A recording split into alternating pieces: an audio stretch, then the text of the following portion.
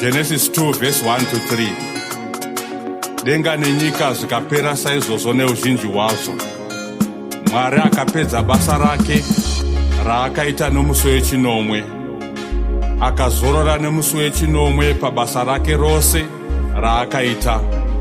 Mwari akaropafadza musi wechinomwe akauita mutsvene, nokuti wakazorora nawo pabasa rake rose raakanga asika nokuita iye Mwari. Iye Mwari mbune, musiki wedenga nepasi, akazorora nezuva rechinomwe. Mwari haana kuropafadza zuva rekutanga, kana repiri, kana retatu, asi rechinomwe rinonzi Sabata.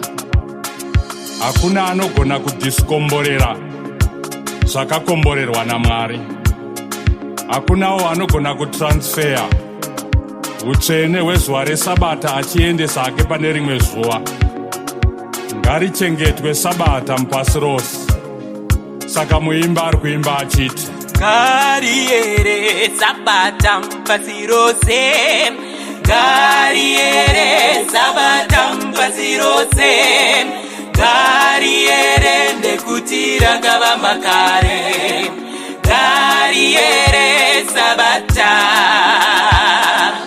ngariparidze Sabata mupasi rose, ngariparidze Sabata mupasi rose, ngariparidze nekuti rakavamba kare, ngariparidze Sabata.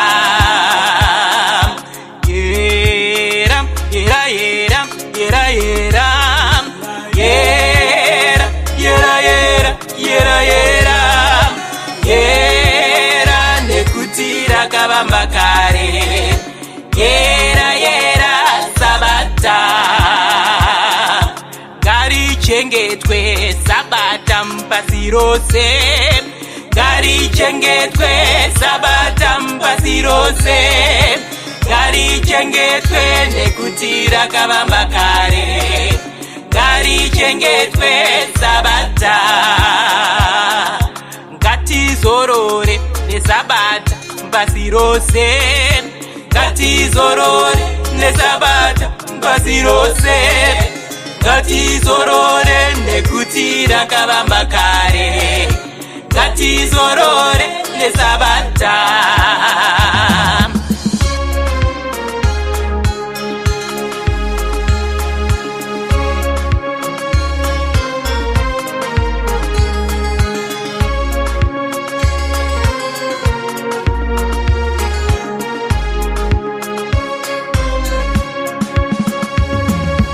Yera, yera, yera, yera, yera,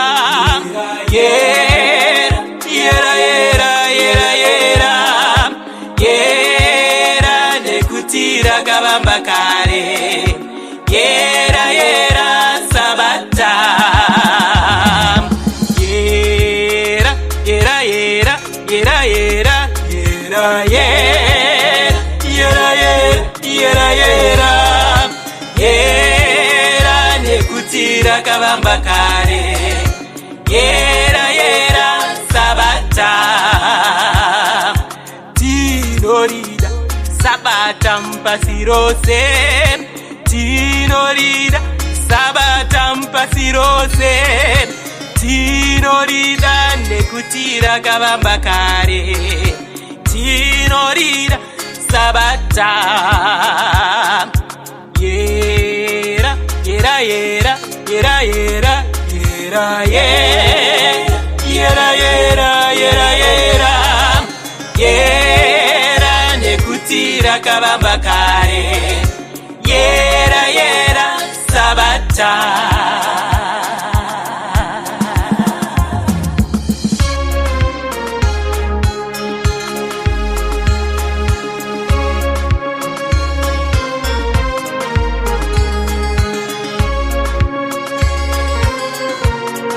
Exodus 20 verse 8 to 11. Rangarira zuva reSabata kuti richengeteriwe tsvene. Ubate mabasa mazuva matanhatu, uite mabasa ako ose. Asi zuva rechinomwe iSabata raJehovha Mwari wako.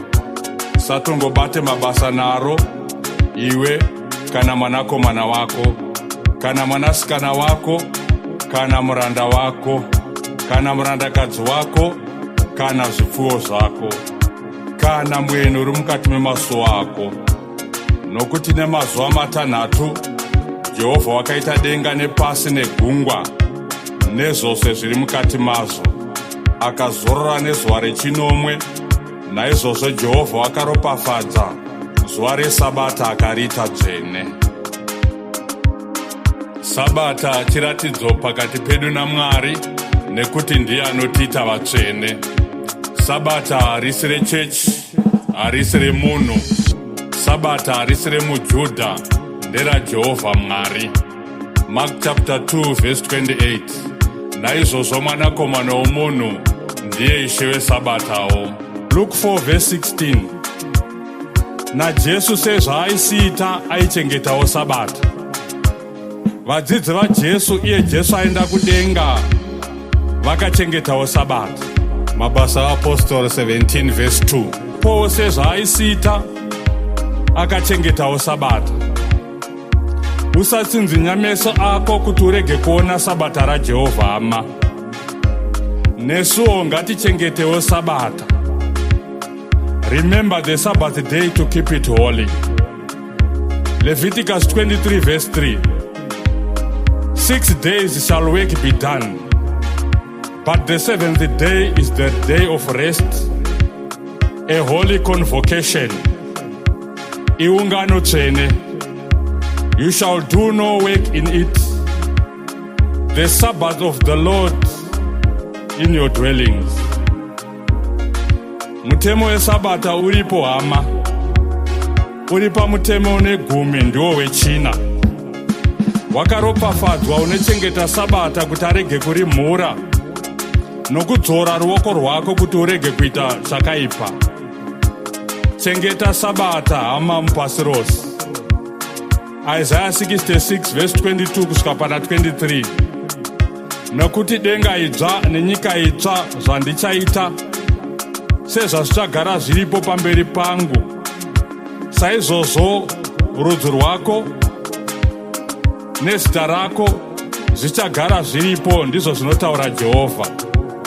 Zvino panguva iyo nyama yose ichauya kuzonamata pamberi pangu, pakugara kwomwedzi umwe nemumwe nepasabata imwe neimwe, ndizvo zvinotaura Jehovha. Kunyangwe nekudenga sabata richange richichengetwa. Kunyangwe nanhasi sabata riri kuchengetwa. Ngarichengetwe sabata mupasi rose. Holy, holy, holy, holy, holy. Holy, holy, holy is the Sabbath. Holy, holy, holy is the Sabbath. Holy, holy is the Sabbath.